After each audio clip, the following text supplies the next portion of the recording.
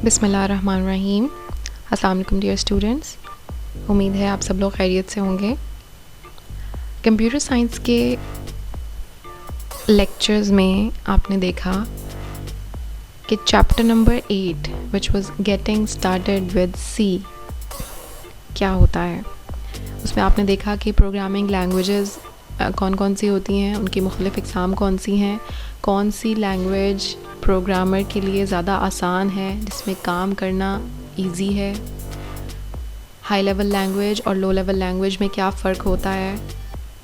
इसके अलावा C program का बेसिक स्ट्रक्चर कौन सा होता है जिनको फॉलो करके हम सी लैंग्वेज में प्रोग्राम बना सकते हैं। टर्बो C++ क्या होता है और किस तरह आप कुछ ख़ास स्टेप्स को फॉलो करके एक प्रोग्राम एग्जीक्यूशन तक पहुंचा सकते हैं।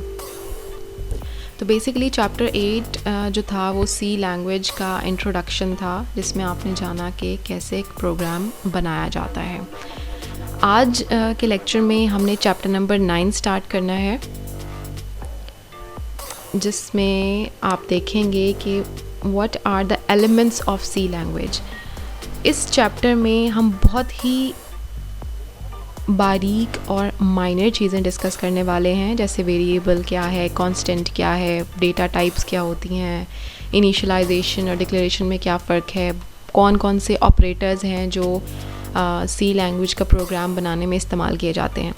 तो देखने में तो ये चीज़ें बहुत छोटी और माइनर सी नज़र आती हैं, लेकिन प्रोग्रामिंग में इनका बहुत बड़ा हाथ है, क्योंकि ऑपरेटर्स या वेरिएबल डिक्लेरेशन या इनिशियलाइजेशन, इनके बगैर हमारा प्रोग्राम कंप्लीट नहीं हो सकता। तो इस पूरे चैप्टर में हमने इन चीज़ों के बारे में जानना है। आज जो टॉपिक हम देखेंगे वो हैं, पहले तो जानेंगे कि वेरिएबल क्या होता है, फिर आइडेंटिफायर क्या है और उसकी मुख्तलिफ़ इक़साम कौन सी हैं, और कीवर्ड कौन से ख़ास अल्फाज होते हैं। तो इन तीनों चीज़ों के बारे में आज हमने लेक्चर नंबर 10 में डिस्कस करना है। तो आइए चलते हैं अपनी पहली स्लाइड की तरफ। ओके, सबसे पहले जानते हैं कि वेरिएबल क्या है। A variable is a named memory location और मेमोरी सेल। अच्छा, यहाँ पे जिस मेमोरी की बात की जा रही है वो है मेन मेमोरी। मेन मेमोरी के हवाले से मैं अब रिवाइज़ करती जाऊँ, क्योंकि फ़र्स्ट ईयर में आप लोग इसे देख चुके हैं, लेकिन फिर भी जो लोग भूल गए हैं उनके लिए दोहराती जाऊँ कि जो आपकी प्राइमरी मेमोरी या मेन मेमोरी है वो बेसिकली एक टेम्परेरी मेमोरी होती है, जिसमें हम आर्जी तौर पर कुछ अरसे के लिए अपने डेटा को या रिज़ल्ट्स को स्टोर कर सकते हैं। वो आर्जी टाइम कितना होता है, यानी जब तक उस चीज़ का इस्तेमाल कंप्यूटर ने करना है वो उसको अपने अंदर महफूज रखेगा और उसके बाद उसको वैनिश कर देगा। ओके, इसीलिए हम इस मेमोरी को वॉलेटाइल मेमोरी का नाम भी देते हैं। अच्छा, अब वेरिएबल क्या है। ये मेमोरी जो मेन मेमोरी है ये मुख्तलिफ़ सेल्स पे मुश्तमिल है, यानी इसमें डेटा को स्टोर करने के लिए मुख्तलिफ़ खाने, मुख्तलिफ़ बॉक्सेस बने हुए हैं। हर मेमोरी सेल तकरीबन 1 बाइट की जगह फ़राहम करता है डेटा को स्टोर करने के लिए, और हर उस मेमोरी सेल का एक ख़ास एड्रेस होता है, जिस एड्रेस को जानकर हम उस मेमोरी सेल तक पहुंच सकते हैं। तो basically variable is a named memory location, यानी वेरिएबल क्या है, एक ऐसी मेमोरी लोकेशन है जहाँ पे डेटा को स्टोर किया जा सकता है, एंड नेम्ड यानी उसका कोई ना कोई नाम है। तो वेरिएबल का नाम होना ज़रूरी है और उसके लिए जगह होनी ज़रूरी है। वेरिएबल्स का इस्तेमाल हम क्यों करते हैं, सी लैंग्वेज के प्रोग्राम बनाते हुए वेरिएबल्स का इस्तेमाल क्यों ज़रूरी है, वो इसलिए ताकि आप टेम्परेरीली अपने प्रोग्राम में कहीं आपने डेटा को स्टोर करना है, कहीं आपने रिज़ल्ट स्टोर करना है, कैलकुलेट करके फार्मूला लगा के कहीं अपना आंसर स्टोर करना है, तो इन स्टोरेज के लिए जो हमें कुछ अरसे के लिए चाहिए हम वेरिएबल्स का इस्तेमाल करते हैं। The variables are created in RAM. Variable कहाँ क्रिएट किए जाते हैं, रैम में। RAM stands for random access memory. अब रैंडम एक्सेस मेमोरी की क्या खसूसियत है, वो यही कि ये एक टेम्परेरी मेमोरी होती है, और ये जो फ़ीचर है इसका वो ये बताता है कि वेरिएबल्स का इस्तेमाल हम तब तक कर सकते हैं जब तक हमारा प्रोग्राम क्रिएशन से एग्जीक्यूशन के फ़ेज़ में है। यानी जैसे ही आपका प्रोग्राम कंप्लीट हो जाएगा, उसका काम ख़त्म हो जाएगा, तो वो तमाम वेरिएबल्स भी मेमोरी में से इरेज़ कर दिए जाएंगे। इस डायाग्राम में बेसिकली एक इलस्ट्रेशन शो हो रही है आपको कि ये एक रॉ डेटा है और variable is something like a container. समझिए कि वो बास्केट है, एक बकेट है, या आप इसको कंसिडर कर सकते हैं एक बॉक्स है जिसके अंदर डेटा स्टोर किया जा रहा है। ठीक है, आप इसमें डेटा स्टोर कर सकते हैं, इससे डेटा बाहर निकाल सकते हैं। तो बेसिकली वेरिएबल आपको एक कंटेनर प्रोवाइड करता है जिसमें आप आर्जी तौर पर अपने डेटा को, अपने रिज़ल्ट को स्टोर कर सकें। ये क्यों ज़रूरी है? क्योंकि आपने जो कैलकुलेशन करनी है वो आप डायरेक्ट नंबर्स पे नहीं कर सकते, उसके लिए आपको किसी कंटेनर की ज़रूरत होगी। तो जब आप इंशाल्लाह प्रोग्राम बनाएंगे वेरिएबल्स का इस्तेमाल करके तो आपको सही तौर पे अंदाज़ा हो जाएगा। Okay, the next topic here is identifier. अब आइडेंटिफायर का जो लफ्ज़ी मतलब निकलता है वो है शनाख्त करने वाला। अच्छा, किसी भी चीज़ की जो शनाख्त होती है वो बहुत इम्पॉर्टेंट होती है। उस शनाख्त से, उस आइडेंटिटी से, उस चीज़ के बारे में हमें पता चलता है, उसके करैक्टरिस्टिक्स के बारे में पता चलता है और हम उसको आसानी से जान पहचान सकते हैं। तो सी लैंग्वेज के आइडेंटिफायर्स को डिटेल में देखने से पहले हम अपनी नॉर्मल ज़िंदगी के आइडेंटिफायर के बारे में देखते हैं। Okay, what is the importance of identity? अच्छा, जब भी किसी घर में कोई बच्चा पैदा होता है, वो लड़की हो या लड़का हो, तो उस का जो नाम है वो बेसिकली उसकी आइडेंटिटी है, उसकी शनाख्त है। और वो नाम रखने के लिए एक पूरे प्रोसेस से सब घर वालों को गुजरना पड़ता है। अच्छा, ख़ास तौर पे उसका नाम चूज़ करने के लिए इन मुस्लिम फैमिली में वो कौन कौन से रूल्स हो सकते हैं? फर्स्ट वन इज़ मीनिंगफुल, यानी जो नाम है उसका मतलब अच्छा होना चाहिए, उसका जो मायने है वो उसकी पर्सनालिटी को या उसके फीचर्स को या उसकी आदात को शो करता हो। मुस्लिम नेम, ख़ास तौर पे एक मुस्लिम जो फैमिली है वो ये चाहती है कि जो बच्चों का नाम हो वो इस्लामी होना चाहिए और उसका मतलब भी बहुत अच्छा होना चाहिए।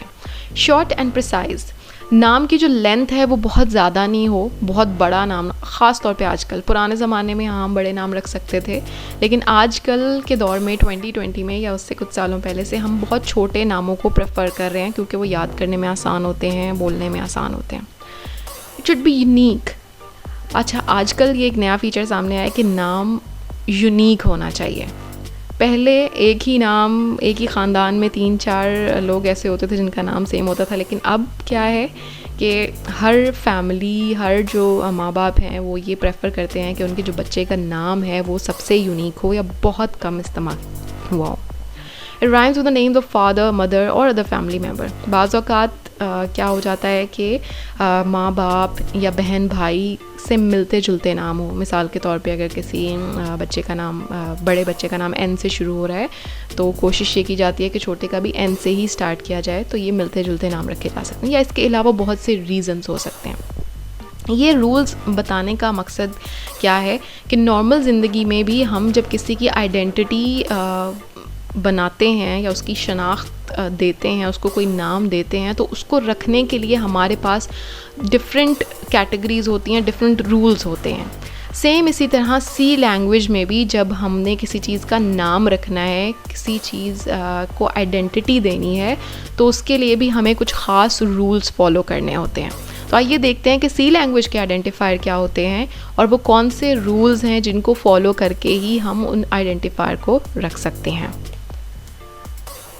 Okay, now what is identifier? पहला सवाल ये कि आइडेंटिफायर सी लैंग्वेज में क्या होता है। लफ्ज़ी मतलब तो हमने इसका जान लिया कि शनाख्त करने वाला या किसी चीज़ को हमने अगर जानना है तो आइडेंटिफायर यूज़ होगा, लेकिन ये होता क्या है? Identifier is a name given to the variable, constant, function और लेबल इन द प्रोग्राम।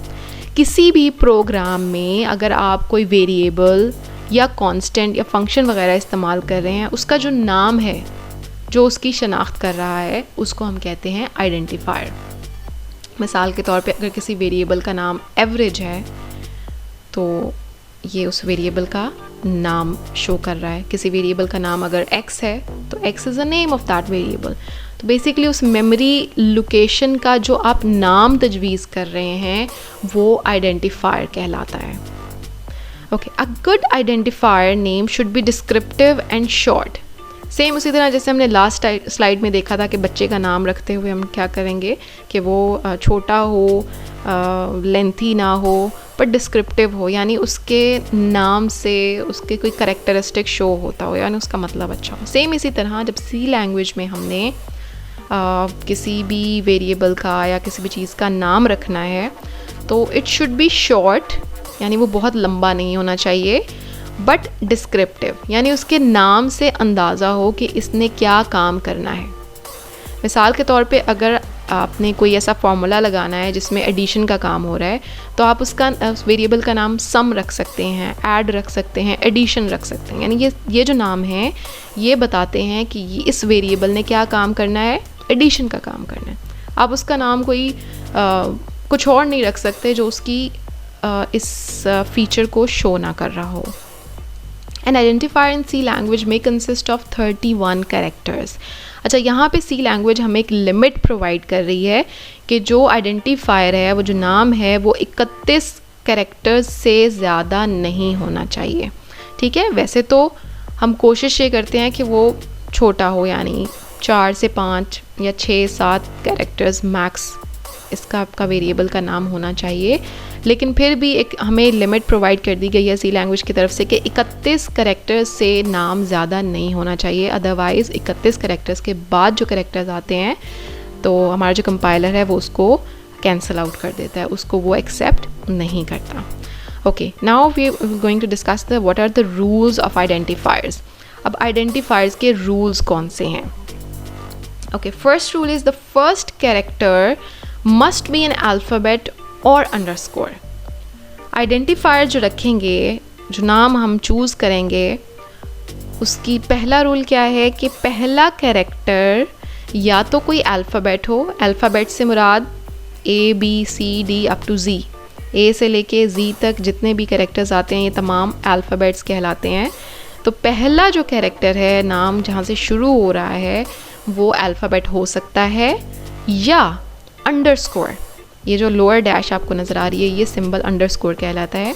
या तो हमारे आइडेंटिफायर का नाम किसी अल्फ़ाबेट से शुरू हो सकता है या फिर अंडरस्कोर से शुरू हो सकता है। तो ये पहला रूल है, किसी डिजिट से शुरू नहीं हो सकता, किसी स्पेशल सिंबल से शुरू नहीं हो सकता, वो सिर्फ अल्फ़ाबेट या अंडरस्कोर से शुरू किया जा सकता है।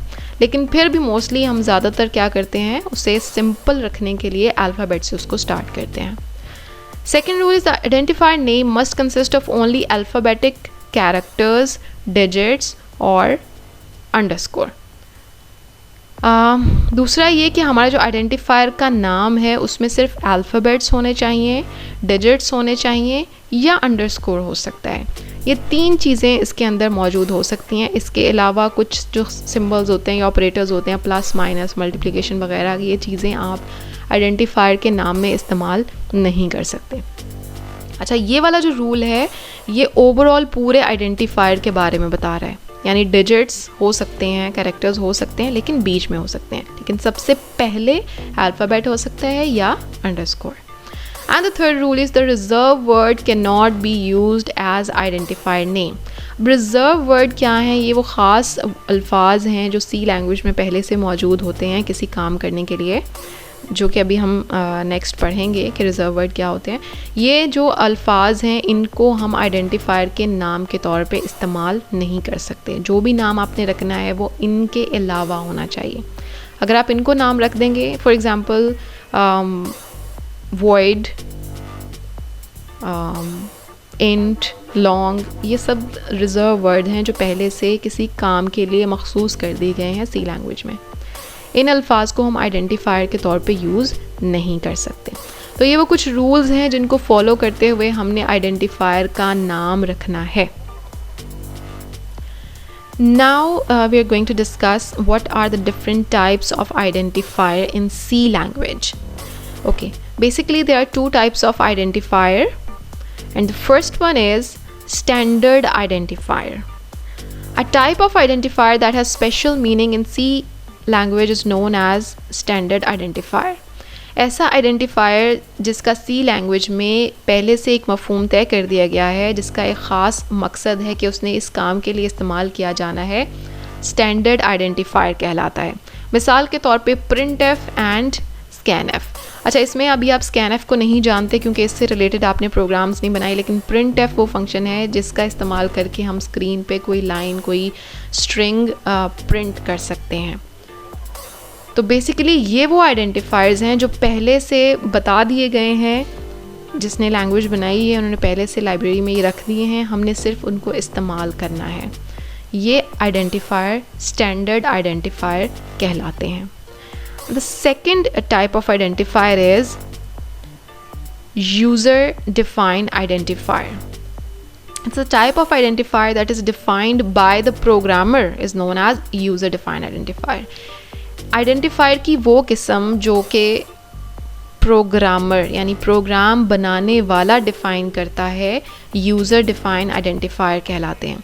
अब ये वो आइडेंटिफायर हैं जिनको हमने इस्तेमाल करना है प्रोग्राम को बनाने के लिए। इनका नाम हम अपनी मर्ज़ी से रख सकते हैं, लेकिन वो मर्ज़ी क्या होनी चाहिए, जो रूल्स हमने लास्ट टाइम में डिस्कस किए हैं कि उसका नाम में अल्फ़ाबेट्स होने चाहिए या अंडरस्कोर से स्टार्ट होना चाहिए, डिजिट्स हो सकते हैं दरमियान में, और रिज़र्व वर्ड नहीं हो सकते। इन तमाम रूल्स को फॉलो करते हुए हम ये यूज़र डिफाइंड आइडेंटिफायर बना सकते हैं। फॉर एग्ज़ाम्पल मार्क्स, एज वगैरह, ये बेसिकली सिंपल से नाम रखे हुए हैं। अब ये क्या है, क्या ये वैलिड आइडेंटिफायर है? येस, बिकॉज ये अल्फ़ाबेट से स्टार्ट हो रहे हैं, ये डिस्क्रिप्टिव हैं, शॉर्ट हैं, और ये रिज़र्व वर्ड नहीं है। तो ये तमाम रूल्स को देखते हुए आपने यूज़र डिफाइंड आइडेंटिफायर्स बनाने हैं। Okay, next topic is keyword. Keyword is a word in C language that has predefined meaning and purpose which is defined by the developer of the language. Keyword क्या है? Keyword वो ख़ास अल्फाज हैं जो C language में पहले से define कर दिए गए हैं और हमने उनको अपने मकसद, अपने purpose के लिए इस्तेमाल करना है। ओके, उसके कुछ फीचर्स हैं जो कि आपने याद रखने हैं। वो क्या हैं? Keywords are written in lower case. Keywords हमेशा लोअर केस में लिखे जाएंगे, यानी स्मॉल ABC, छोटी ABC में लिखे जाएंगे। आप इसे कैपिटल फॉर्म में इस्तेमाल नहीं करेंगे। जहाँ पे भी आप प्रोग्राम में कीवर्ड यूज़ करेंगे उनको लोअर केस में मेंशन किया जाएगा। Keywords are also known as reserve word. Keyword को हम एक और नाम भी देते हैं which is known as reserved words. Last slide में भी आपने देखा था कि आइडेंटिफायर का जो नाम है वो रिजर्व वर्ड में से नहीं होना चाहिए, तो ये वही रिजर्व वर्ड है जिनको हम कीवर्ड कहते हैं. The total number of keywords is 32. तो C लैंग्वेज में जो कुल तादाद है कीवर्ड्स की वो कितनी है? 32. इसमें से कुछ मेन या आम इस्तेमाल होने वाले कीवर्ड्स मैंने आपके सामने लिखे हैं, जैसे कि void. अभी तक आपने जो प्रोग्राम देखा है वो हेलो वर्ड का प्रोग्राम देखा है और उसमें एक ही कीवर्ड यूज़ हुआ है which is void, main function के साथ. लेकिन आप जैसे जैसे प्रोग्रामिंग करेंगे सी लैंग्वेज में आप देखेंगे कि हम मुख्तलिफ़ कीवर्ड्स का इस्तेमाल कैसे करते हैं, जैसे कि break, if, else, int, float, do वगैरह. अच्छा, इस स्लाइड में मैंने वो तमाम 32 जो कीवर्ड्स हैं वो आपके सामने मेंशन कर दिए हैं. आप इनको रीड आउट कर सकते हैं आहिस्ता आहिस्ता. ये पूरी लिस्ट है 32 कीवर्ड्स की जो कि सी लैंग्वेज में इस्तेमाल की जाती है. अभी सेकेंड ईयर में आप ये तमाम कीवर्ड्स तो इस्तेमाल नहीं करेंगे, लेकिन बहुत से ऐसे कीवर्ड्स हैं जो आप अपने अगले 3-4 चैप्टर्स में देखेंगे. ओके, अब एक सवाल आता है, वो है what is the difference between keyword and standard identifier. जब मैंने आपको स्टैंडर्ड आइडेंटिफायर या आइडेंटिफायर की वो किस्म है जो कि पहले से डिफ़ाइन होती है, जब मैंने आपको इस आइडेंटिफायर की किस्म के बारे में बताया तब भी हमने वही सेम बात की कि ये पहले से प्री डिफाइंड है और हमने इसको इस्तेमाल करना है. जब हमने कीवर्ड की बात की, रिज़र्व वर्ड की बात की, तब भी सेम स्टेटमेंट दी कि ये भी पहले से डिफ़ाइन है, it is predefined but we can use in our program. तो बेसिकली दोनों का जो एजेंडा है वो सेम है कि दोनों प्री डिफाइंड हैं, पहले से सी लैंग्वेज की लाइब्रेरी में मौजूद हैं और हमने इनको इस्तेमाल करना है. तो सवाल अब ये बनता है कि फिर इनमें फ़र्क क्या है. तो ये स्लाइड शो कर रही है कि what is the basic difference between a keyword and standard identifier. C cannot use a standard identifier for its original purpose if it is redefined. Redefine से मुराद है कि अगर आप उसको किसी और मकसद के लिए इस्तेमाल कर रहे हो, तो स्टैंडर्ड आइडेंटिफायर जैसे कि printf, scanf, इनको आप रीडिफ़ाइन कर सकते हो, यानी आप इनको किसी और मकसद के लिए भी इस्तेमाल कर सकते हैं। लेकिन अगर आपने उसे रीडिफ़ाइन कर दिया तो फिर वो अपने असल मकसद के लिए यूज़ नहीं हो सकता। मिसाल के तौर पे हम लेते हैं एग्ज़ाम्पल printf की, यानी printf का मकसद क्या है, किसी भी स्टेटमेंट को या स्ट्रिंग को या किसी वर्ड को स्क्रीन पे प्रिंट करना या किसी वेरिएबल की वैल्यू को स्क्रीन पे प्रिंट करना। लेकिन अगर आपने कोई रीडिफ़ाइन कर दिया, इसी नाम का कोई वेरिएबल या कोई और फंक्शन बना दिया, तो फिर अब ये जो मकसद पहले से डिफ़ाइन हुआ था सी लैंग्वेज में, आप इसे इसलिए इस्तेमाल नहीं कर सकते। Second one is keyword. Keyword can not be change or redefined by the user. Keyword क्या होता है, इसको आप रीडिफाइंड नहीं कर सकते। ये जिस मकसद के लिए बनाया गया है उसी मकसद के लिए इस्तेमाल किया जा सकता है। तो बेसिक डिफरेंस क्या है कि standard identifier can be redefined and the keyword can not B redefined और चेंज्ड। आज के टॉपिक के हवाले से जो सवालात बनते हैं वो आपके सामने स्क्रीन पे मौजूद हैं, which is define variable, why the data stored in variable is temporary, what is an identifier and list down rules for identifier, define standard identifier with example, what is user defined identifier, give example, and what do you know about a keyword, and name any 5 keywords used in C language। ये तमाम सवालात आपने learn करने हैं और आज के topic के हवाले से यही तमाम सवालात बनते हैं। अल्लाह हाफ़िज़।